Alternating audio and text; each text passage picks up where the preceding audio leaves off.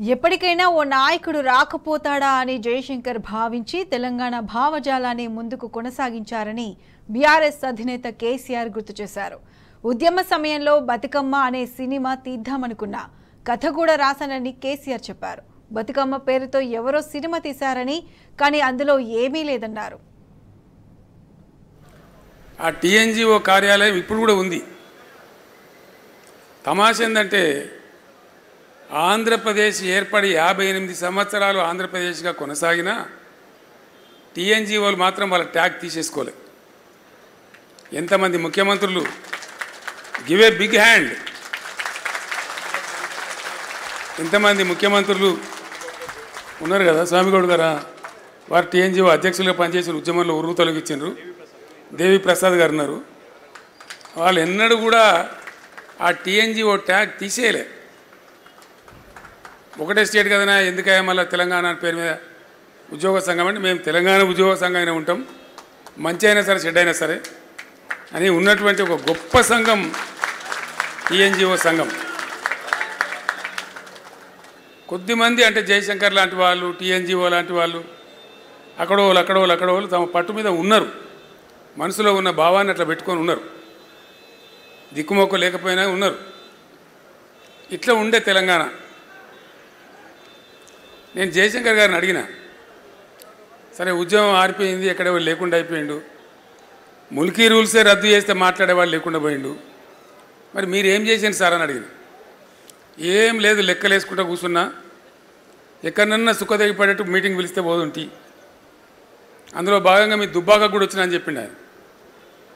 మీ దుబ్బాక ప్రాంతమే కదా, అక్కడ కూడా వచ్చినా అని చెప్పిండు. ఎంతమంది వద్దరు మీ మీటింగ్లో కొని అడిగిన నేను.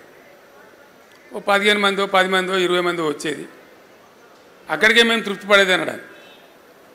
ఎందుకు ఆ ఉద్యమ ఆ సభలు ఎందుకు కొనసాగించారు అంటే ఆయన నికార్సైన తెలంగాణ వాది కాబట్టి నాతో ఒక మాట చెప్పిండు.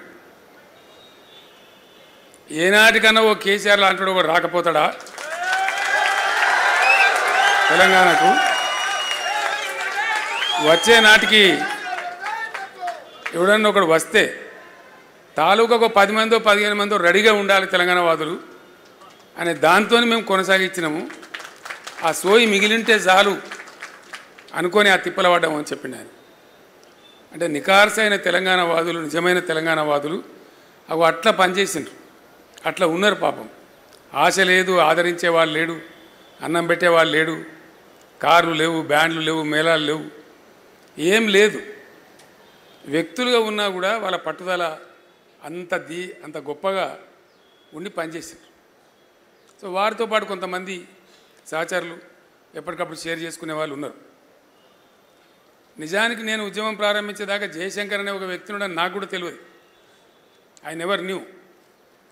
ఎంత కూరుకపోయింది పాతాళ లోకంలో అంటే చాలా దారుణంగా. అసలు మనోళ్ళే మొత్తం హైదరాబాద్లో బతుకమ్మ పండుగ ఆడితే మోటు ఆడే పరిస్థితి లేదు. తెలంగాణ బిడ్డలే కానీ బతుకమ్మ ఆడితే ఏమనుకుంటారో ఏందో అనే పరిస్థితి హైదరాబాద్లో. మనోళ్ళంతా ఆనగకాయ బంద్ చేసి సొరకాయని మొదలుపెట్టారు, పుంటికూర బంద్ చేసి గోంగూరను మొదలుపెట్టారు. అంటే మన మాతృభాషను, మన స్వతహాగా మనం పుట్టినప్పటి నుంచి ఉన్నటువంటి భాషను కూడా మాట్లాడితే మొరటేమో ఏమని అనుకుంటారేమో అనే స్థాయికి నెట్టివేయబడ్డ తెలంగాణ ఘోరాతి ఘోరం. నేను జయశంకర్ గారు ఒకరోజు ఉద్యమంలో తిరుగుతూ ఉన్నాం. ఆ పై ప్రాంతానికి పోయినాము, ఆదిలాబాదో బహుశా ఏ ప్రాంతానికి పోయినామో. తిరిగి హైదరాబాద్ వస్తూ ఉన్నాం. వస్తూ ఉంటే పైనుంచి కోరుట్ల, జగిత్యాల నుంచి ఆ సిరిసిల్ల మీదుగా వస్తూ ఉన్నాం. సిరిసిల్ల పట్టణంలో రాత్రి మేము 11:45 అవుతా ఉంది. కారు హెడ్ లైట్లలో కనపడుతున్నాయి, గోడల మీద నినాదాలు. విపరీతంగా 10ల సంఖ్యలో చచ్చిపోతారు. దుబ్బాకలో, పోచంపల్లిలో, సిరిసిల్లలో, ఇంకా అనేక చేనేత ప్రాంతాలలో డజన్ మంది చచ్చిపోడు, 6 చచ్చిపోడు, 7 చచ్చిపోడు ఒకటే రోజు. అక్కడ ఉన్న కలెక్టర్ గారు జనార్దన్ రెడ్డి గారు అని ఉండే పాపం, జాయింట్ కలెక్టర్, ఆయన గోడల మీద రాయించిండు రాతలు. ఏమి రాయించిందంటే ఆత్మహత్యలు, సావులు సమస్యకు పరిష్కారం కావు, మీరు చావకండి. అప్పటికి 60 ఏళ్ళు 65 ఏళ్ళు స్వతంత్రం వచ్చి దేశానికి. ఏదైనా జయశంకర్ గారితో 60 ఏళ్ళ స్వతంత్ర దేశంలో ఏమో గీ నినాదాలు మనం గొడవల మీద చూసేది. ప్రపంచం ఎటుపోతుంది, మనం ఎటుపోతున్నాం, మనం బతికేం సార్ ఈ తెలంగాణ అంటే.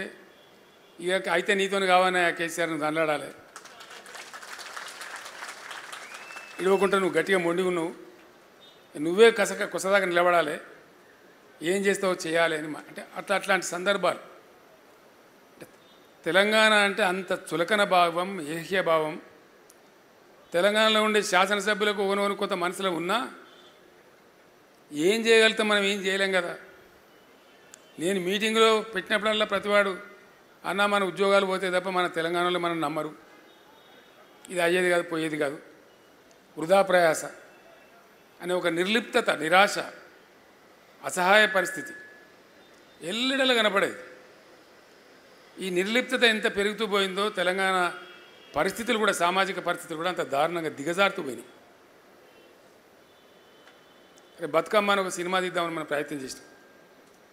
నేనంతా రాసిపెట్టినట్టు కథ, కానీ మన తెలంగాణలో దుర్మార్గులు ఎక్కువ కదా. వాడు దండన పోయి రిజిస్ట్రేషన్ చేసి వాడు మొదలుపెట్టిన దుకాణం, వాడు ఏం తీయలేదు, సన్నాసాలు ఏం లేదు.